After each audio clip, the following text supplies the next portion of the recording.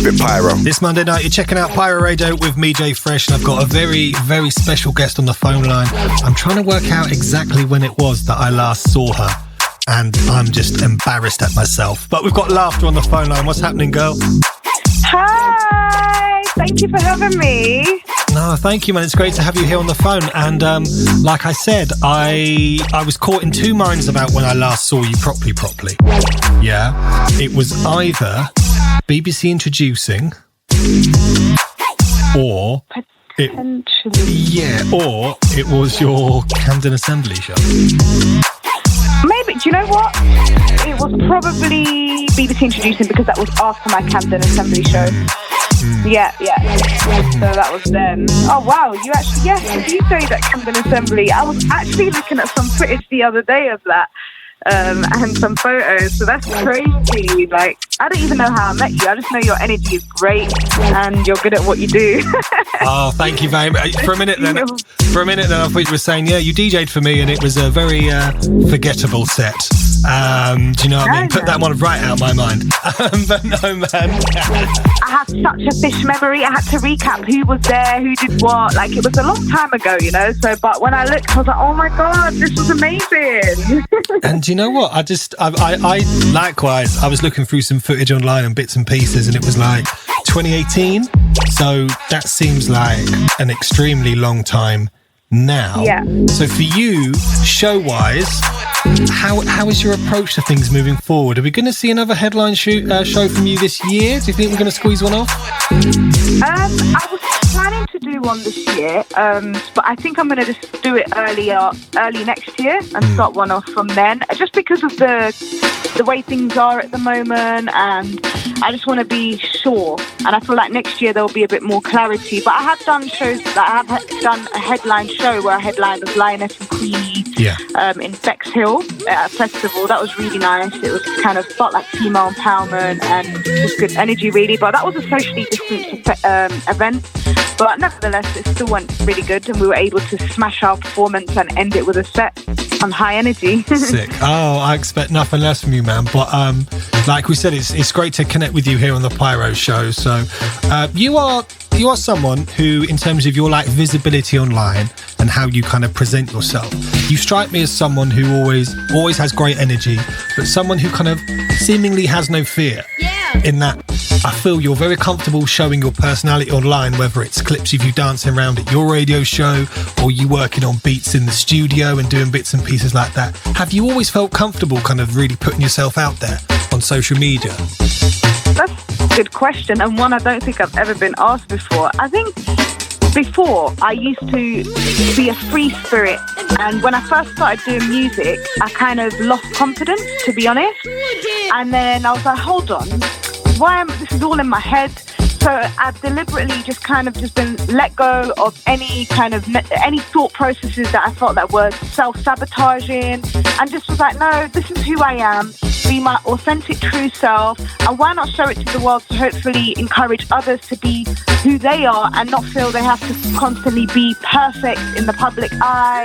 Like, I show my music, like you said, I make my beats and show my process, because I hope that will encourage people. It will show the raw process and encourage maybe women in music to be like, you know what, if LAUGHTA can do it and she's not even scared of actually showing her process online and showing us how to do it, then we can do it too. So it's like, I want to just show that I'm a real person and genuine person, and I don't need to be flashy. Every single photo needs to be done perfectly. I just want to be myself, and I feel like that's the kind of character I am. What you see online is who I am, and that's the best way to see it. And you can't go through life scared, because you actually, like I said, self-sabotage and hold yourself back. And I've gained a lot of opportunities by just being myself, so that's the best way, really.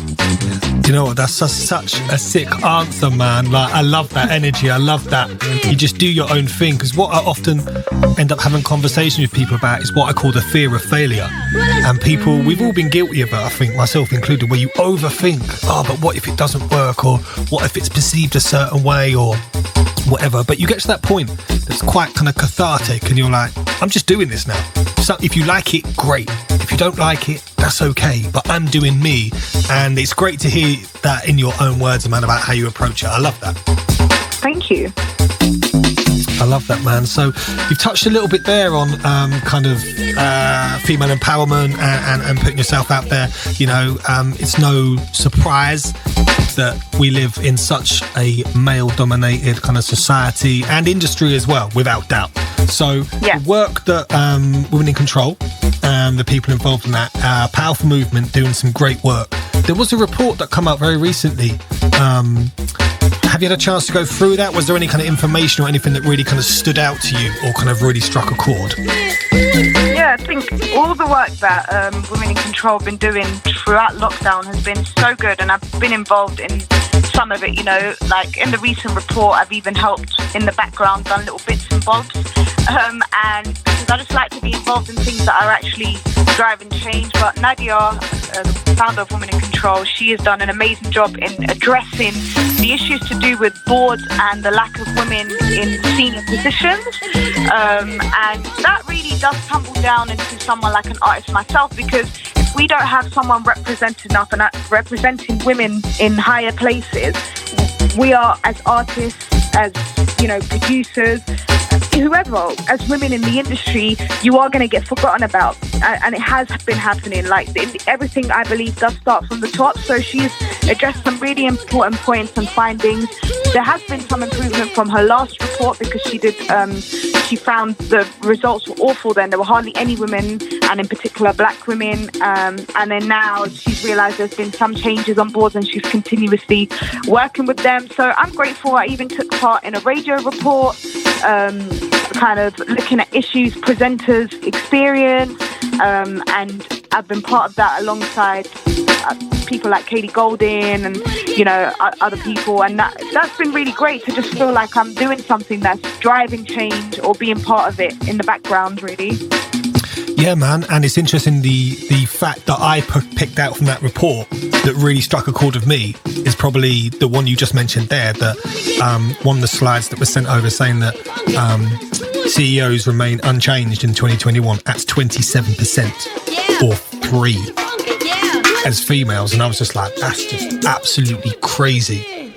So, you know, the work that you and Nadia and the rest of the team are all doing is incredible, and I know that a lot of people have said there's a long way to go, but the work is definitely acknowledged and noticed. Do you know what I mean? I see these things and I'm like, come on, man, like, great work has been done, but there's still a long way for people to go. And I do feel that, like, men's involvement, especially in the musical industry, like, for you, LAUGHTA, like, obviously you're a woman, you perform, you record, you do radio shows, you do the whole lot. So I'm going to ask you a question now, like, what are the things that men can do better in terms of working with or reaching out to women within the music industry? Because sometimes you troll through Twitter and you see all manner of horror stories about men acting inappropriately. So what can men do better? Because men really can do better, you know?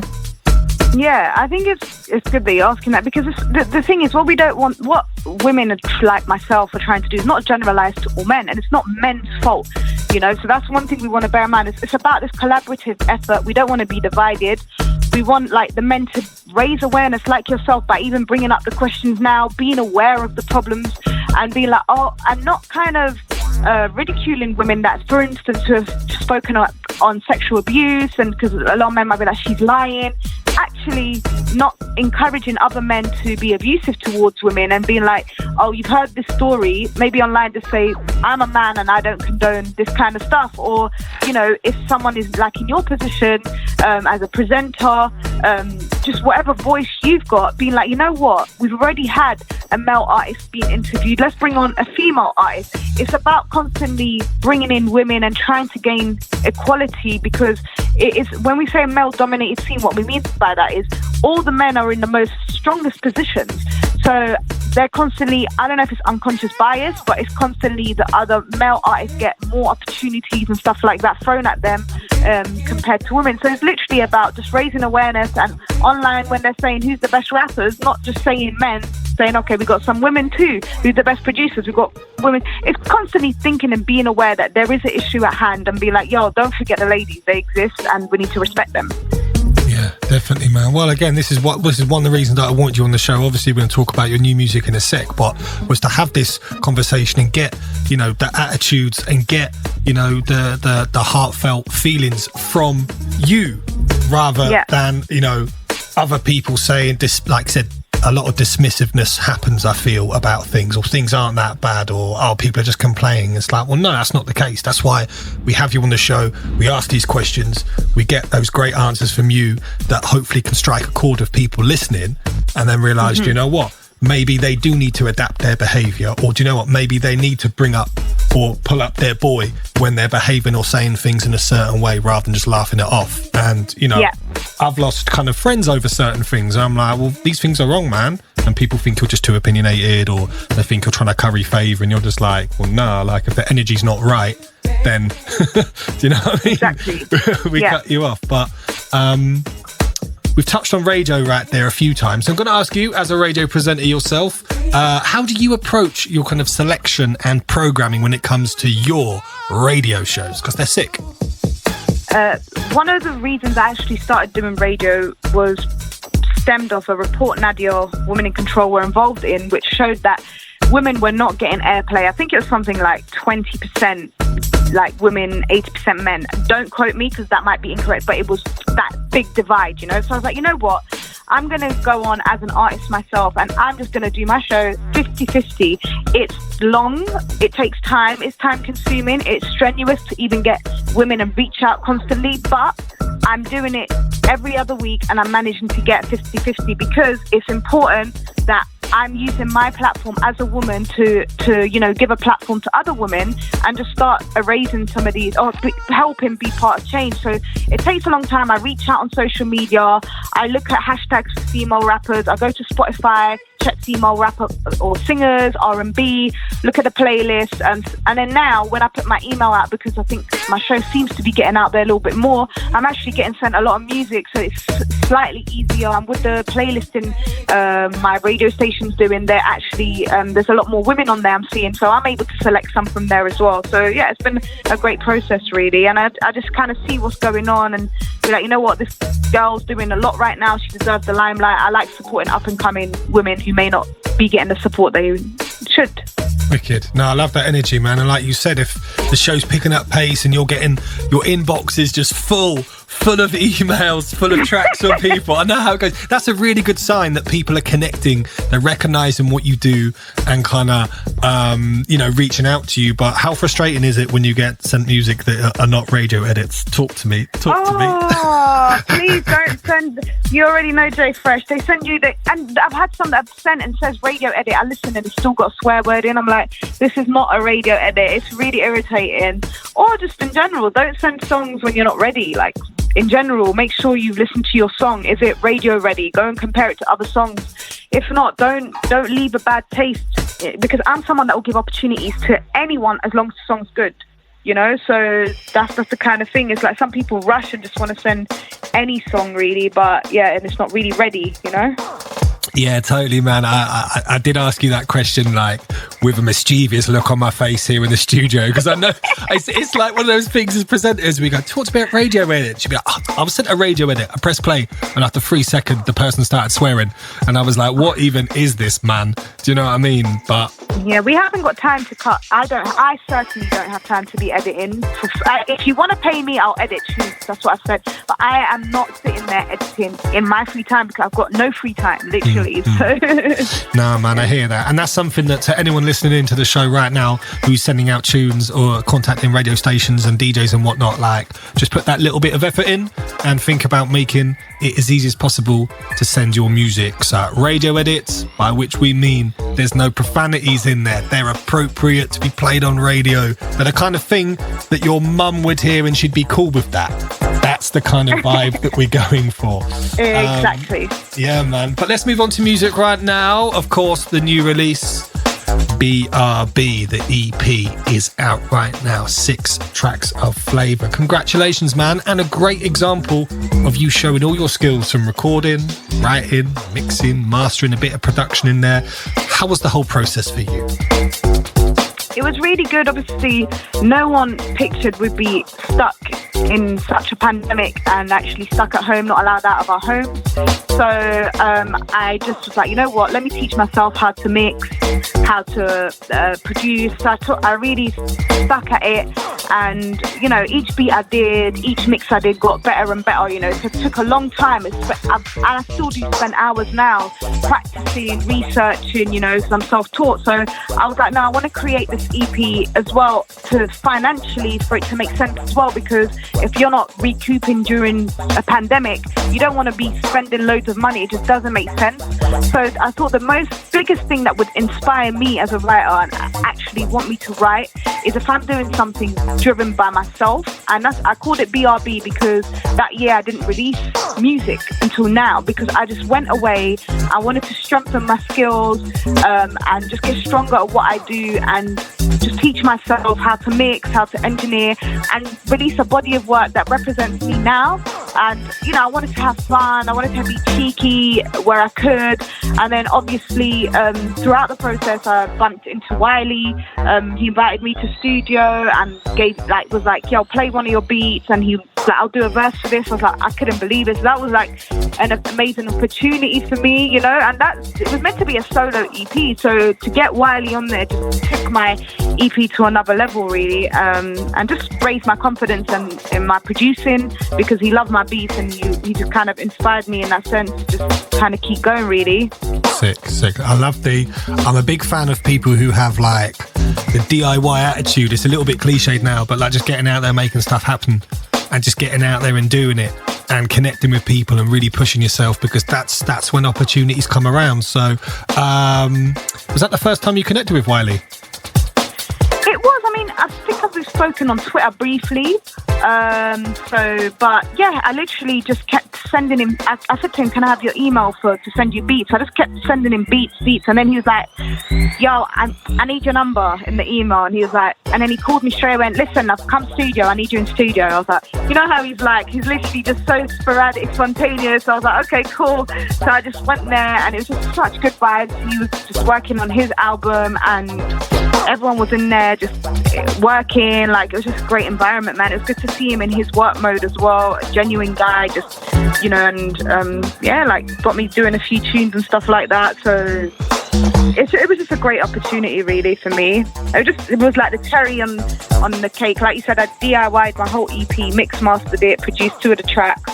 The one with Wiley I produced, and Bubblegum. And yeah, just for him to then be on it was like, okay, I did all this and I still did this all by myself, and he respected that and came on and just gave me that extra push, you know? Yeah, it's so sick, man. And you know, for you and your journey with the music, do you ever give yourself the opportunity or the time to reflect on what you've achieved over a period of time? Like, now this EP's out, have you had a chance to kind of reflect on that and the process involved and what you've learned? Absolutely. I've literally changed my mentality. Before, I was chasing all the wrong things, and not, I guess, losing respect for my artistry and myself as a person. So now I reflect, I'm like, the biggest accomplishment has been met. And that is, I made the music independently, released it independently, and I've pushed it out. And I've kind of thought things outside the box. Like, I did a market stall at Carnaby Street with Women in Control. I sold products there. I sold T-shirts. I sold my music. You know, I'm just doing things differently in ways that make sense for me. Someone that is going to respect myself as an artist and not expect unrealistic things at my level as well. So, and I've just achieved so much from this EP, and I'm so happy already, and I keep getting more, and I'm getting radio plays here and playlists in here, and I think it's literally because I changed my attitude, and just everything I get is a bonus. That's my mentality now, because the best thing is the music that you create as an artist. That's sick, man. And that's an absolute soundbite I'm going to cut out later. Thank you very much.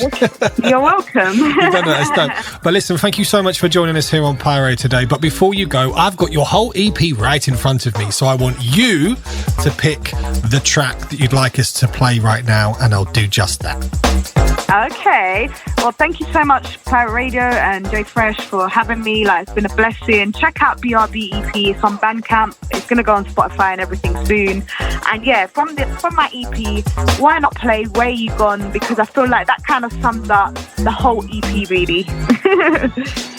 And it's produced by Hit Point. Big up Hit Point. He's a cold producer. Mixed and mastered by myself.